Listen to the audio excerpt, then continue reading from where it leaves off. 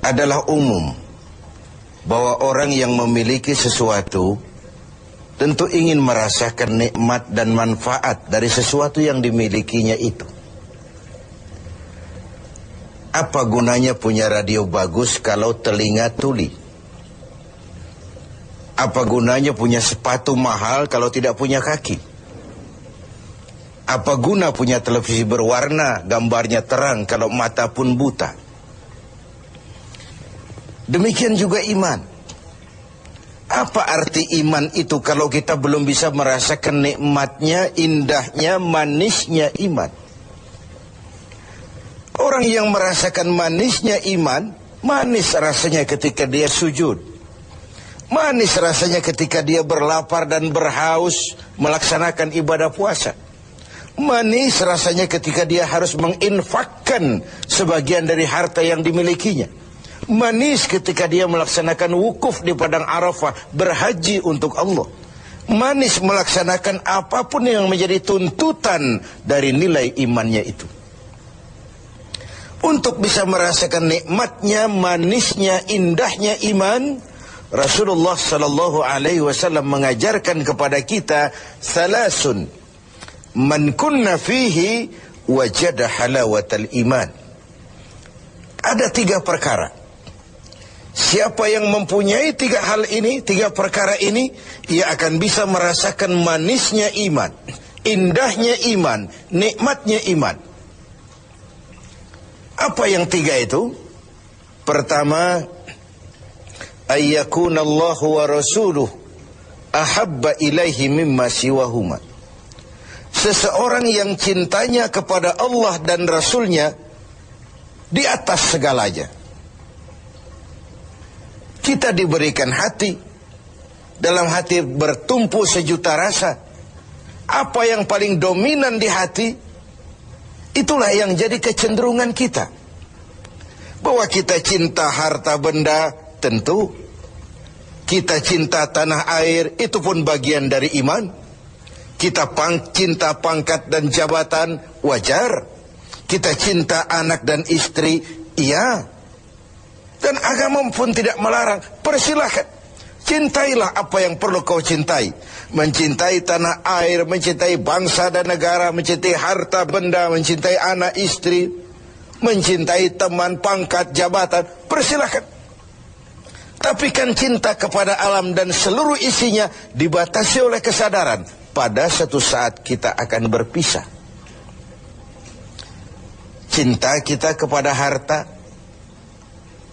entah si harta dulu hilang di gondol maling, entah kita dulu meninggalkan harta itu. Cinta kita kepada pangkat dan jabatan ada waktunya. Cinta kita kepada anak istri sekalipun ada saatnya. Inilah batas kesadaran itu, supaya dia jangan berurat dan berakar di hati. Kepada Allah dan Rasulnya kita tidak akan pisah selamanya. Kesana idealnya kita memperbanyak rasa cinta ini.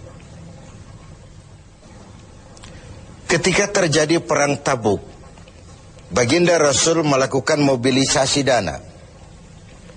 Semua sahabat memberikan sumbangannya. Datanglah seorang sahabat, Sayyidina Abu Bakar Siddiq radhiyallahu an, memberikan harta bendanya. Begitu banyak sampai Rasul bertanya, hal tarakta li ahlika syai'an ya Abu Bakar? Begini banyak yang kau bawa ini Abu Bakar, kau belanjakan di jalan Allah untuk kepentingan perang Tabuk, mempertahankan akidah.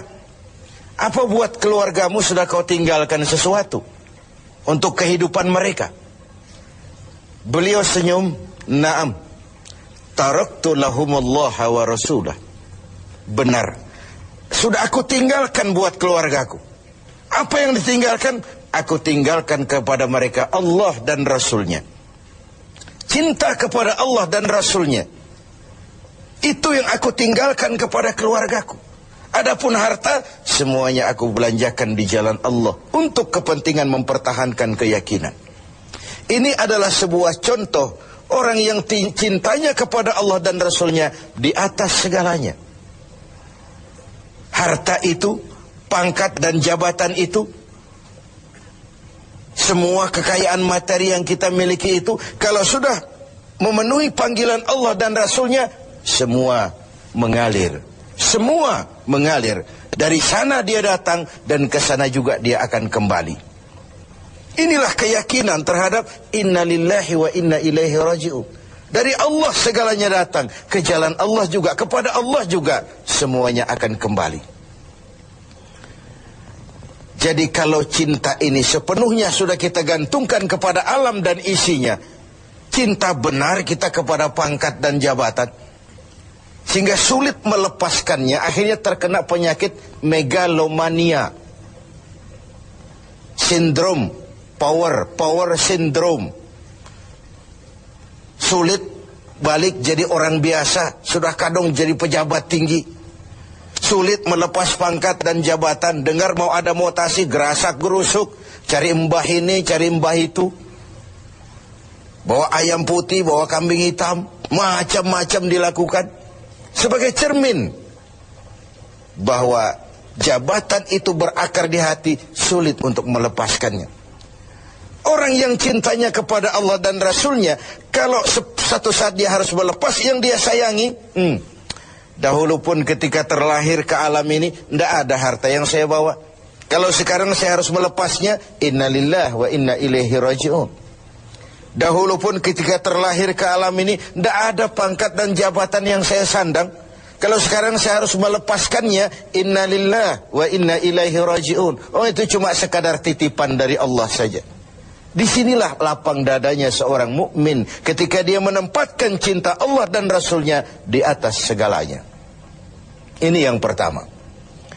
Yang kedua, untuk merasakan manisnya iman ini, wa ayyuhibba 'abdan la yuhibbuhu illa lillah. Dia cinta kepada sesama hamba, cintanya karena Allah, bukan karena kepentingan. Kalau sudah cinta karena kepentingan, sebatas kepentingan terakomodir, kita loyal, kita taat, kita setia, kita cinta. Begitu kita merasa kepentingan kita diabaikan, kita jadi musuh nomor satu. Pantas saja kalau dalam panggung politik ada pameo, tidak ada teman abadi. Yang ada tujuan abadi, kepentingan abadi. Hari ini teman, besok lawan. Hari ini disanjung, besok digusur. Agama mengajarkan cintai sesama hamba karena Allah, bukan karena kepentingan, bukan karena mencari kehormatan diri, tapi karena Allah saja. Kau di jalan Allah, kau saudara saya. Kau keluar dari jalan Allah, sampai sini saja kita. Bersaudaranya itu karena Allah.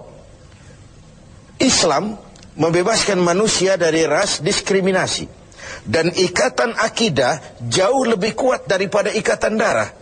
Tidak ada persaudaraan yang lebih kokoh selain persaudaraan yang diikat dengan nilai-nilai akidah. Saya sih tahu mabuk itu haram, cuma saya ngormatin teman. Ngormatin teman, ikut minum. Saya sih tahu judi itu haram, cuma diajak saya nggak enak sama teman. Ngormati teman, mengorbankan keyakinan. Untuk hal-hal yang seperti itu, tidak ada toleransi yang perlu dirumuskan.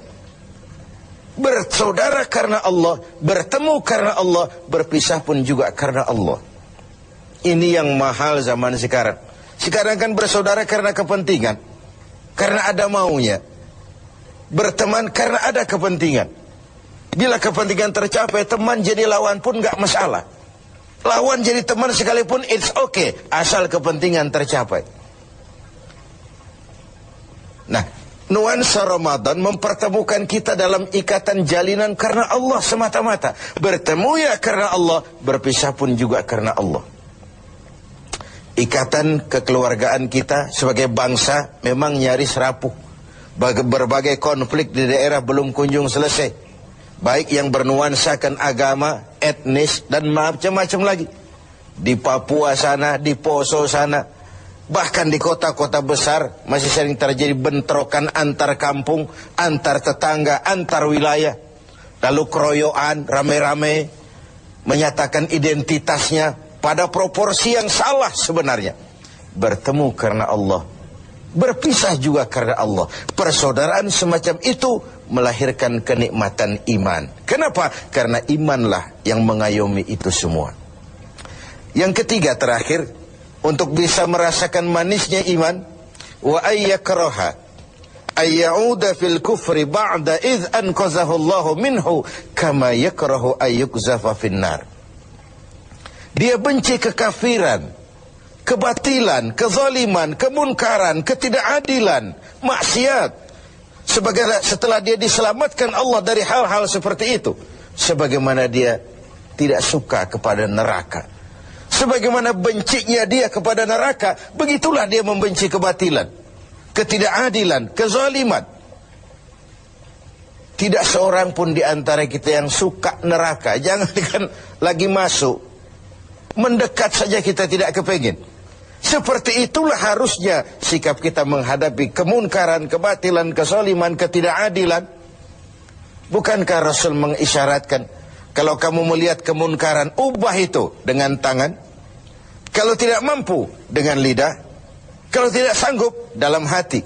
Setidaknya jangan join dengan kebatilan dan kemunkaran. Mengubah sebuah kemunkaran dengan tangan, itu simbol dari power. Siapa yang punya power? Penguasa. Tugas penguasa itu, yang punya pasukan, punya senjata, punya dana, punya sistem, punya strategi untuk memberantas kemunkaran. Ada yang memberantas kemunkaran dengan lidah, dengan bicara. Para ulama, para mubalik, para kiai, para wakil-wakil rakyat di DPR sana, mencegah yang munkar dengan lidah, bicara, sampaikan apa yang menjadi aspirasi rakyat. Ada yang dalam hati saja, ini biasanya rakyat banyak, bicara nggak didengar, kadang juga takut akibatnya, dalam hati saja. Setidaknya tidak join dengan yang namanya kemunkaran. Karena ketika yang ma'ruf berjalan, yang munkar juga berjalan, sama-sama berjalannya, lalu hukuman datang kepada yang munkar ini, yang ma'ruf pun akan terkena juga dampak dan akibatnya. Inilah makna pernyataan Quran, wattaqu fitnatan la tusibanna allazina zalamu minkum khassah. Takutlah musibah, bencana yang kalau datang tidak hanya menimpa orang-orang yang zalim di antara kamu, yang baik pun akan terkena juga dampaknya. Karena itu setiap kita mempunyai kewajiban moral untuk menjaga kemaslahatan umum secara